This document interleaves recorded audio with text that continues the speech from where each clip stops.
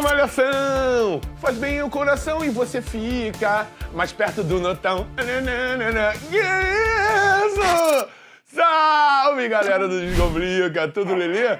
Tamo aqui dando aquela malhada, hein? Aquela malhada no neurônio pra você garantir o seu notão na nuca. E o que nós temos pra hoje, tio Oda? Hoje falaremos sobre engenharia genética. Ó, vou dizer que isso cai quase todo ano no Enem.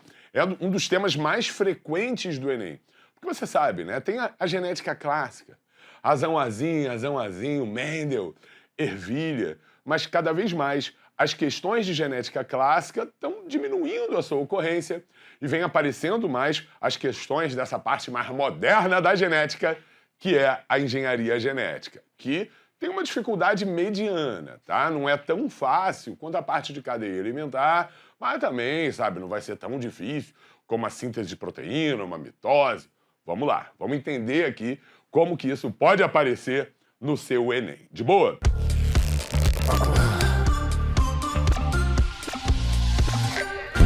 O que é engenharia genética, gente?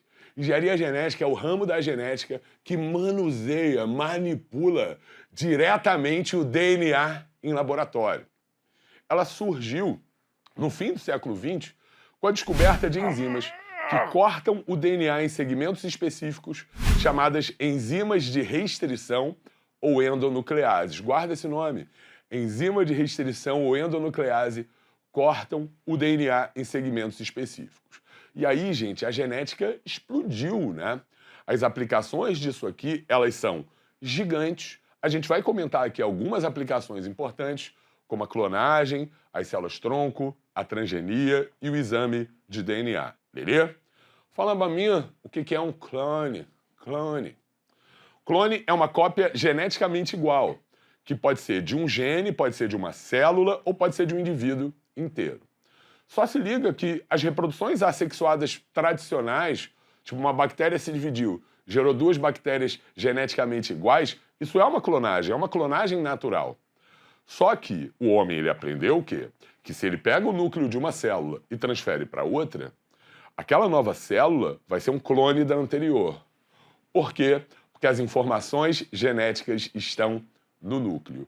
Então, na hora de você analisar uma clonagem, vê de quem veio o núcleo.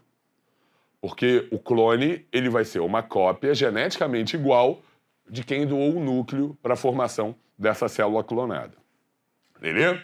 Células-tronco, gente, muito importante. O que são as células-tronco, as stem cells? São células, gente, que a gente diz que elas são totipotentes. Por que totipotente? Porque ela pode tudo.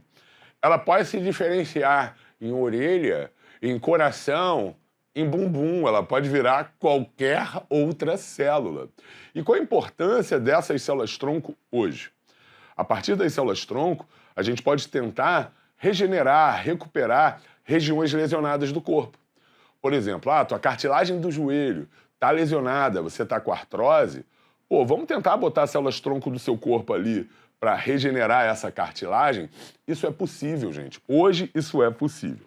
Só preste atenção que as células-tronco elas podem ser autóctones, quando elas são do próprio indivíduo, ou alóctones, quando você pega de um outro indivíduo, tipo um cordão umbilical qualquer que está congelado.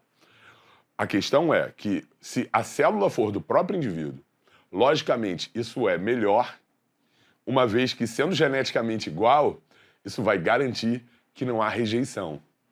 Tá? Então, para que não haja rejeição, a célula-tronco ela tem que ser geneticamente igual ao receptor. Então, o ideal é que seja uma célula-tronco dele mesmo, tá bom? Transgênico, gente.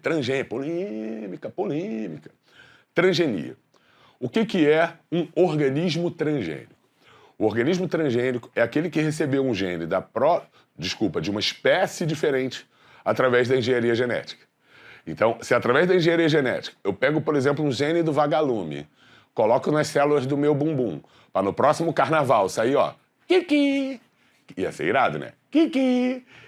Opa! O Adinha virou transgênico, porque ele recebeu um gene do vagalume.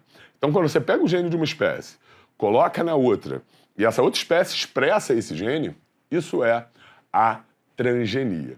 Existem várias formas de construir os transgênicos. Uma delas, por exemplo, por muito tempo, que foi a mais utilizada, é a chamada tecnologia do DNA recombinante, que você corta usando enzima de restrição o DNA de uma espécie e cola esse DNA numa outra espécie usando uma outra enzima chamada DNA ligase. Só que hoje novas técnicas vêm surgindo, como a tecnologia CRISPR-Cas, que promete acelerar esse processo e tornar esse processo mais barato. Então, se liga que CRISPR, vou anotar aqui, que é um nomezinho bacana, né? É uma nova tecnologia que vem facilitando a produção de transgênicos. E quando você introduz o DNA de uma espécie na outra, só fica atento que esse DNA, né, ele vai se expressar transcrevendo um RNA mensageiro e depois traduzindo uma proteína. Então, o objetivo do transgênico é produzir uma nova proteína naquela espécie que recebeu o novo gene. Atualmente, insulina que o diabético usa é produzida em bactéria transgênica. Hormônio de crescimento, que quem tem nanismo pode usar, é produzido em bactéria transgênica. Sem falar na agricultura, que tem múltiplas aplicações. Beleza? E por fim, a gente tem aqui o exame de DNA. Por fim, a gente tem a famosa tecnologia do DNA fingerprint. Fingerprint, impressão digital de DNA. Essa tecnologia é usada em CSI, Law and Order, tá ligado?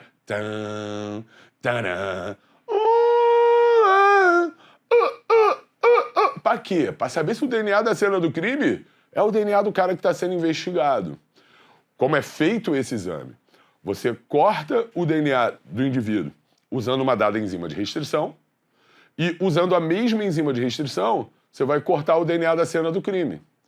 Se de fato, né, aquele indivíduo que estava na cena do crime, os fragmentos de DNA vão ser exatamente iguais.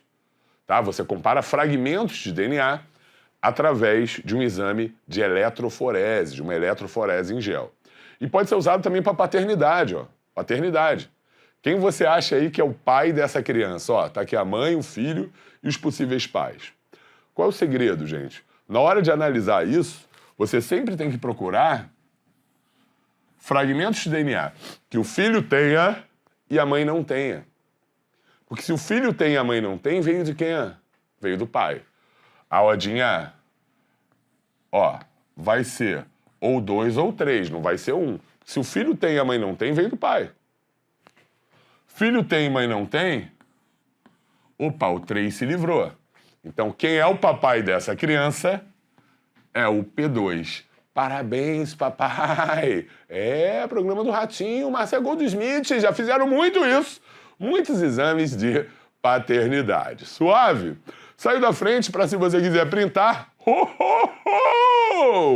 E agora atenção, que é aquele momento que você gosta. É o momento da dica de ouro. Resumindo isso aqui em 1 minuto, o que você tem que saber sobre engenharia genética valendo? A engenharia genética é o ramo da genética que, ó, corta o DNA, manipula o DNA em laboratório, que surgiu com a descoberta das endonucleases ou enzimas de restrição.